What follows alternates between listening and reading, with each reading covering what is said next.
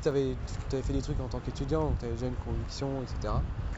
Ouais, coup, ça fait beaucoup de choses, mais on peut commencer par le côté formation. Ok, la vidéo commence comme ça, tu vois. Ok. C'est plutôt que faire une intro Bah et oui, non, faire t'as une bien conclusion, machin.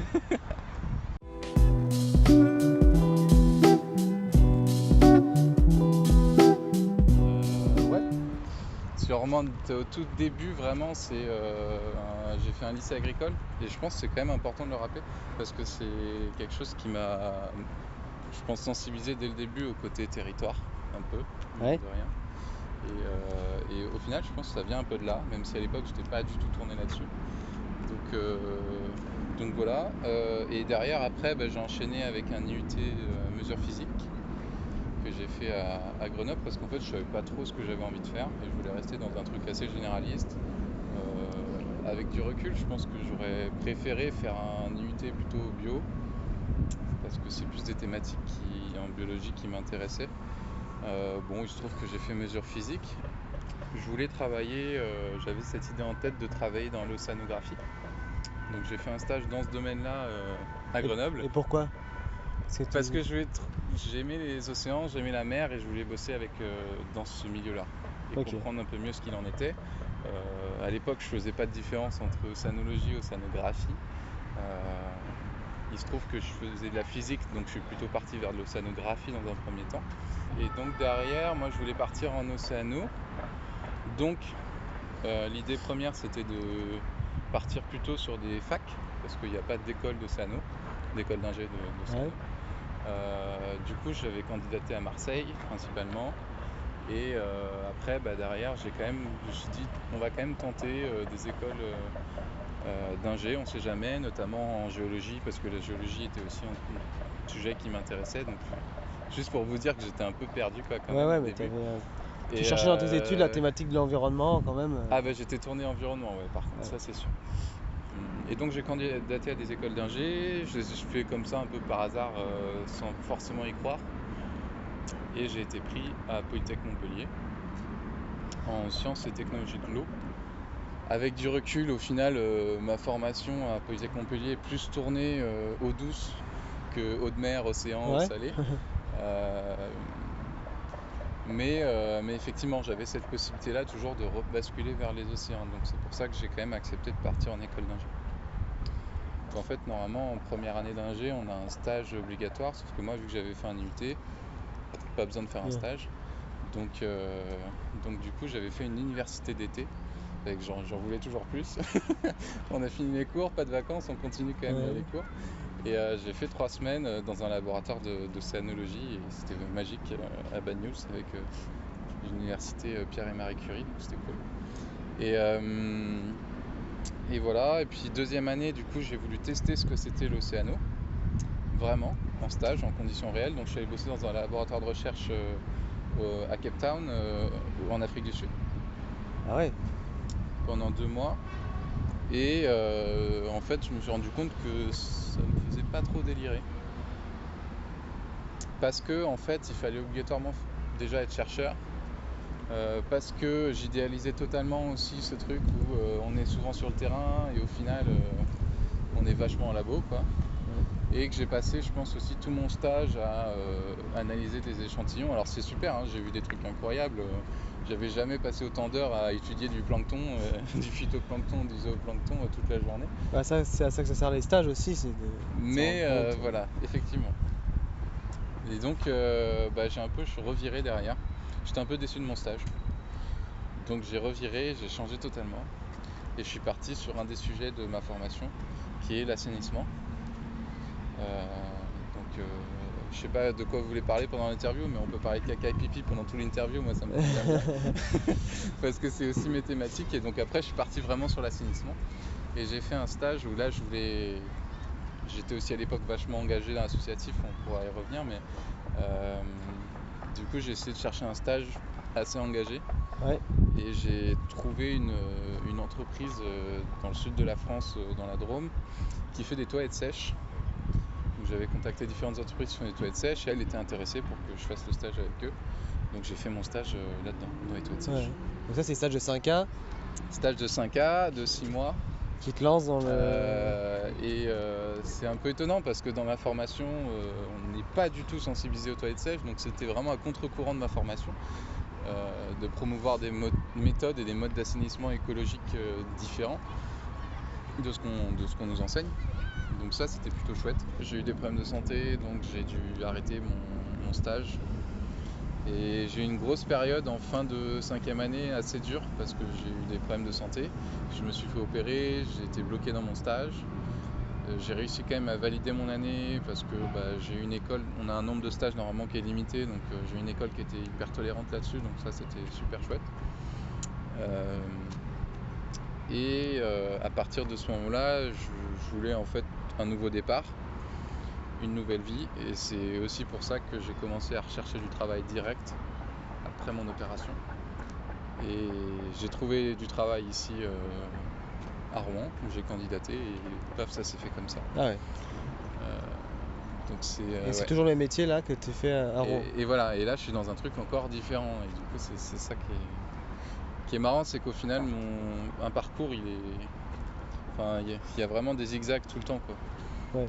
Et on se cherche en permanence, encore plus en ingé, je pense, où on n'a pas tant de stages que ça. Donc, comment tu voyais l'implication associative ou ce que tu faisais par rapport Clairement, à aujourd'hui, et je suis pas le seul à dire ça, il y a plein de gens qui ont fait de l'associatif aussi en école qui pensent ça, mais je pense vraiment qu'aujourd'hui l'associatif m'a appris beaucoup plus de choses que l'école en soi. Ok, donc à ce point-là. Ah oui, clairement. Mais moi ça a été central, et en fait pendant plusieurs années, pendant même plusieurs mois, j'ai hésité à quitter l'école parce que ça me plaisait pas. La manière d'apprendre, la manière de vivre l'école, ça me plaisait pas, ça m'attirait pas. Et ce qui m'a fait rester, c'est l'associatif. Ouais.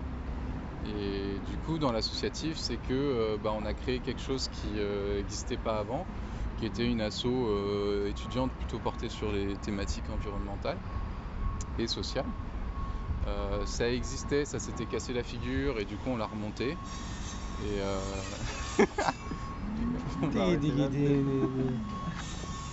Ouais, on repart dans le sens. Moi je ressentais ce besoin de pousser un peu plus ces thématiques-là. Je l'avais pas, je le trouvais pas en tout cas dans mes études. J'avais pas.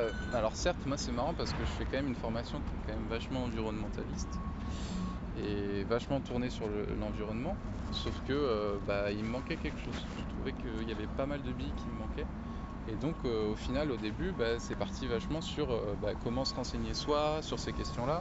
Surtout que quand tu t'engages dans l'associatif là-dedans, ça demande quand même de se renseigner sur certaines thématiques. Et du coup, c'est aussi ça que ça m'a appris. Ouais, donc, je pense que là où j'ai le plus appris, c'est le côté humain. Et ça, c'est vachement bien. L'associatif, c'est dommage que ça soit si peu valorisé d'ailleurs. Mais je pense que c'est là où on apprend le plus sur le côté humain. Et parce qu'on prend des responsabilités, parce qu'il y a aussi des enjeux financiers de temps en temps, parce qu'il y a des deadlines, il y a des engagements avec d'autres acteurs également. Et du coup, on a monté une asso, et l'idée c'était de faire de la sensibilisation sur les questions environnementales, principalement. Et moi je trouvais pas normal d'ailleurs, qu'en tant qu'ingénieur, on sorte diplômé d'une école d'ingénieur sans avoir aucune culture environnementale en quelque sorte. Ouais. Aucun enseignement.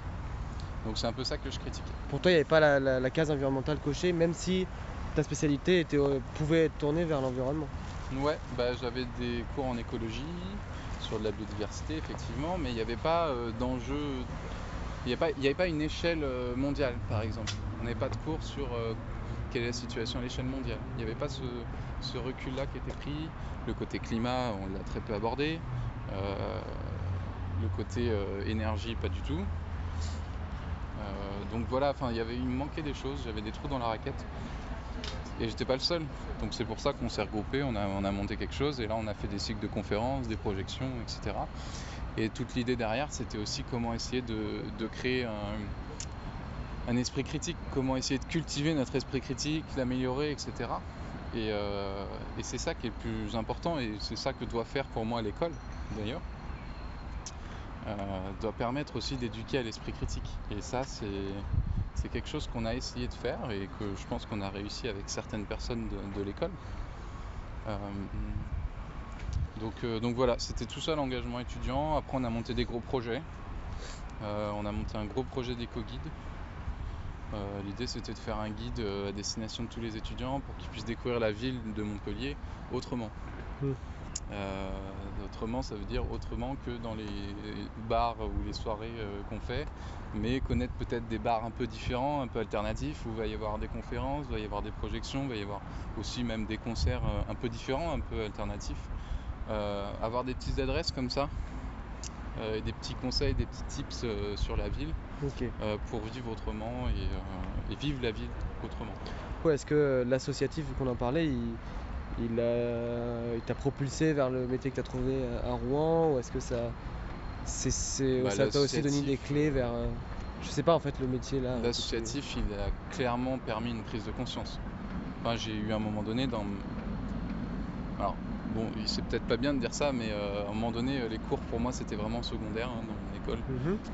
J'avais aussi un moment dans mon année où j'ai eu des rythmes un peu de malade, où j'avais un petit boulot à côté, plus l'associatif, plus les cours. Et c'est vrai que c'était pas évident de tout caler.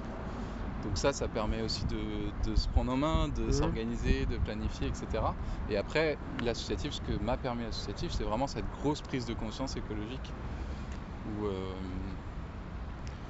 vraiment à un moment donné je me suis pris une grosse claque et j'avais plus trop d'espoir. Je suis passé vraiment vers ces phases de deuil également où à quoi bon agir, à quoi bon, enfin voilà, c'est toutes ces questions là que je me suis posé à un moment donné. Et l'associatif, vu que j'étais encore impliqué là-dedans, m'obligeait à essayer de maintenir un semblant d'espoir et vu que j'avais encore des obligations, donc c'est bien, je me suis pas refermé uniquement sur moi en me disant mais dans tous les cas tout se pourrit, c'est la fin du monde et il y a rien à faire. Donc il y a le petit truc entre je fais mon truc associatif, mais est-ce que ça sert vraiment à quelque chose, mais en même temps je suis en train de faire ça et j'y trouve du sens, et voilà, donc tu baignes là-dedans et tu t'avances quoi. Donc ouais, je pense que l'associatif m'a permis de me forger moi, encore une fois de développer mon esprit critique et d'orienter derrière ce que j'ai envie de faire dans mon parcours. Ouais. Et clairement, je sais qu'il y a des entreprises pour lesquelles je bosserai jamais, il y a des métiers que j'aurais pas envie de faire. Voilà, enfin, sur un point de vue éthique, je saurais un peu plus classer mes choix. Ok. Et puis aussi derrière, quelle vie je veux. Est-ce que c'est une vie où je bosse non-stop, sans arrêt, comme ce qui se passe aujourd'hui? Non, pas forcément. Et est-ce que c'est pas plutôt, moi, dans l'idéal, c'est peut-être plus un mi-temps, que je garde encore ce côté associatif. Et c'est ça aussi, peut-être, qui peut répondre à ta question, c'est l'associatif m'a permis de me rendre compte que j'ai besoin d'associatif. Ouais. Et je pense que ça c'est très important, c'est au-delà d'avoir un boulot. Alors ce qui est dur, c'est qu'en tant qu'ingé, souvent on a des postes qui nous prennent beaucoup de temps, où ça nous demande beaucoup d'investissement. Mais je pense que c'est toujours bien de garder une activité associative à côté pour avoir parce que c'est une activité dans laquelle tu vas avoir beaucoup plus de liberté, tu vas pouvoir t'éclater, tu peux encore créer plus de liens et il y a moins de pression et tu peux faire vraiment ce que tu as envie. Et je pense que c'est hyper important de ne pas rester simplement fermé, même fragmenté ou même limité dans ses leviers d'action avec son travail uniquement, mais plutôt d'avoir encore cet engagement associatif. Et puis ça permet aussi souvent les ingés on dit qu'ils traînent qu'entre eux, c'est le cas souvent en école, c'est le système école d'ingé qui fait ça. Le côté associatif permet aussi d'ouvrir et de rencontrer d'autres milieux sociaux, et je pense qu'il faut démocratiser, populariser le monde de l'ingénierie, et c'est notamment à ça que servent les Fab Labs, les ateliers vélo, tout ce genre de choses, et ça je trouve ça super. Et du coup, mais ça demande quand même à ce que l'ingénieur sorte de sa zone de confort, arrête de traîner dans son petit monde d'ingénieur et de techniciste, et qui puisse au contraire s'ouvrir aux autres populations. Comment tu le vois ton métier, sachant que c'est le premier métier que tu as eu après le diplôme finalement? Moi j'ai l'avantage, comme je disais tout à l'heure, d'avoir une formation qui amène à des métiers qui ont du sens. Donc ça c'est quand même, je suis pas à galérer à essayer de trouver telle entreprise qui fait quelque chose de très particulier, parce qu'au final je bosse dans l'eau et l'assainissement, Et c'est quand même, ça Oui, a au quand même du final, sens, parce qu'au final, l'idée c'est d'apporter l'eau à quelqu'un ou d'assainir les effluents de quelqu'un d'autre. Enfin, tu vois, c'est vraiment c'est du service public derrière. Après, la question c'était pour qui je veux bosser. Le travail que je vais faire, à qui va rapporter. Et je pense qu'au plus profond de moi, j'ai vraiment cette notion de service public qui m'est très chère. C'est-à-dire d'apporter un même service. Le mieux c'est de l'améliorer et de voir comment on peut l'améliorer au fil du temps, mais d'apporter un même service de bonne qualité ou de qualité correcte à tous les habitants d'un territoire. ouais. Donc tu retrouvé Cette ce truc notion du territoire en plus. d'égalité de territoire, effectivement. Et là, moi, je suis totalement parti là-dedans, pour le coup. J'ai l'impression d'avoir un peu tous les 5 ans ou tous les 3 ans un sujet différent qui m'attire, mais là c'est vraiment le côté territoire qui m'attire. À la base on est plutôt, on appelle ça un syndicat interdépartemental qui a pour vocation à défendre, on va dire, défendre les petites collectivités d'eau et d'assainissement du milieu rural. Il se trouve que derrière, petit à petit, on a plus un fonctionnement qui est en train d'évoluer vers un fonctionnement de bureau d'études publiques. Et il se trouve qu'en fait, la charge de travail aussi augmente. Et moi, c'est ce côté-là un peu Je suis content d'avoir découvert ça. Je pense que j'avais besoin de faire un métier qui colle avec ma formation. Mais aujourd'hui, si je pouvais être à mi-temps et développer d'autres activités à côté, que ce soit en tant qu'auto-entrepreneur ou dans des coopératives d'activités ou dans de l'associatif, c'est quelque chose qui me ferait encore plus délirer. Et ce qui est intéressant, c'est qu'on va interagir avec tous les acteurs de l'eau. Donc ça peut être le délégataire qui va être Veolia, Suez, SOR, etc. Je ne sais pas si j'ai le droit de dire des noms d'entreprises, mais généralement c'est ces 3 grosses entreprises. Après, il peut y avoir les agences de l'eau, les services de l'État, l'agence régionale de santé et les élus. Et au final, moi, je travaille pour les élus. Ok. Donc je suis au service du président du syndicat. Donc voilà, j'interagis avec plein de gens. Il peut y avoir des associations aussi des fois. Non, mais c'est pas le soi, cœur je suis quand même missionné sur quelque chose. Alors j'ai une certaine liberté dans mon travail, mais je suis au service de l'élu. Et c'est l'élu qui est responsable et qui est légitime pour prendre la décision. Donc je peux être contraint dans certains moments quand même. Et ce qui est normal, parce que moi j'ai pas été élu, je suis pas fonctionnaire, mais je suis simple agent de la fonction publique territoriale, en quelque sorte. Très bien. Donc quand tu me parles de liberté, effectivement la liberté je la trouve plus ailleurs, dans mon engagement associatif. Ok. Que tu as encore ici Que je garde toujours et que je considère hyper important pour moi, qu'il faut que je garde, quoi.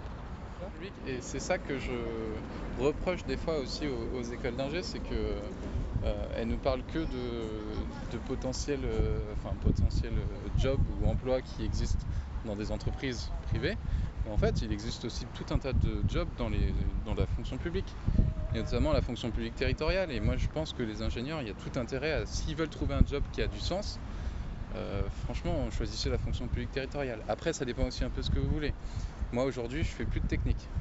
Je fais que de l'administratif, je fais de la gestion de projet, je fais du politique aussi, parce que je travaille avec des élus, donc c'est aussi ça qui me plaît dans mon travail. Je suis dans des réunions où il y a des grosses décisions qui sont prises aussi, donc il y a des enjeux, il y a des montants financiers derrière qui peuvent être importants.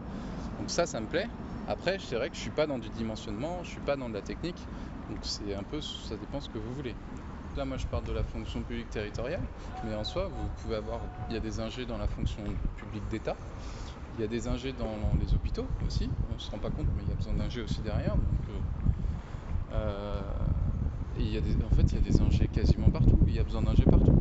Donc tu as quand même une culture sur le positionnement des ingénieurs par rapport au privé, public et tout. Et ça, tu vois, je trouve qu'en 1 an et demi, quand même, on n'a aucune culture de ça en école. Mais bon, on nous en parle pas. Bah ouais. C'est dommage. Donc ça, je trouve que c'est rarement un sujet sur lequel on va se poser la question pour choisir son métier ou plus largement son cadre de vie, ses souvent, convictions plus tard. Les ingés se disent il faut passer un concours, donc c'est mort, j'ai pas envie de faire un concours en plus, il n'y a que grâce à ça que je serai pris, etc. Et en fait, il se trouve que c'est faux parce qu'il y a de plus en plus de collectivités territoriales qui recrutent sans concours, en contractuel. Donc c'est pour ça, là, moi aujourd'hui je suis pas du tout fonctionnaire, j'ai pas le concours, mais je travaille pour la fonction publique territoriale. Mais je pense qu'en fait, moi, pourquoi je suis passionné par ces sujets de territoire, honnêtement, c'est parce que je pense que si on veut faire, alors on parle souvent du mot transition écologique, en tout cas si on veut faire une bascule dans nos modes de vie, dans un changement profond de la société, ça peut venir des territoires, et il y a beaucoup de choses à faire sur les territoires. Ce qui est intéressant quand on va vraiment à l'échelle territoriale, une plus petite échelle, souvent les étiquettes, on peut les mettre de côté. Gauche, droite, voilà, tout ça, ça part un peu. Et ce qui nous rassemble plus, c'est ok, notre territoire il est là, notre patrimoine culturel il est là, notre patrimoine naturel est là, historique, etc. Qu'est-ce qu'on en fait? Comment on fait pour le préserver? On sait que les gens ils vivent plutôt comme ça, ils ont tel mode de vie. Comment on fait si jamais il y a telle catastrophe naturelle, telle autre catastrophe qui survient? Comment on s'organise? Et je pense vraiment que avoir cette approche de transition par le territoire, c'est une bonne approche. Et d'ailleurs, ça se voit parce que je rencontre de plus en plus de gens qui partent là-dedans, notamment des ingés, qui en ont ras-le-bol de leur métier citadin souvent, et qui partent vivre à la campagne, mais aussi pour aller accompagner les territoires dans ces sujets-là. Ok. Et pour faire cette transition écologique, on a besoin aussi d'une expertise en tant qu'ingénieur. Et pour moi, l'ingénieur a vraiment du sens là-dedans, parce que l'ingénieur, pour moi, c'est pas que celui qui fait de la technique, mais c'est celui qui est au carrefour, à la confluence de plein de sujets différents.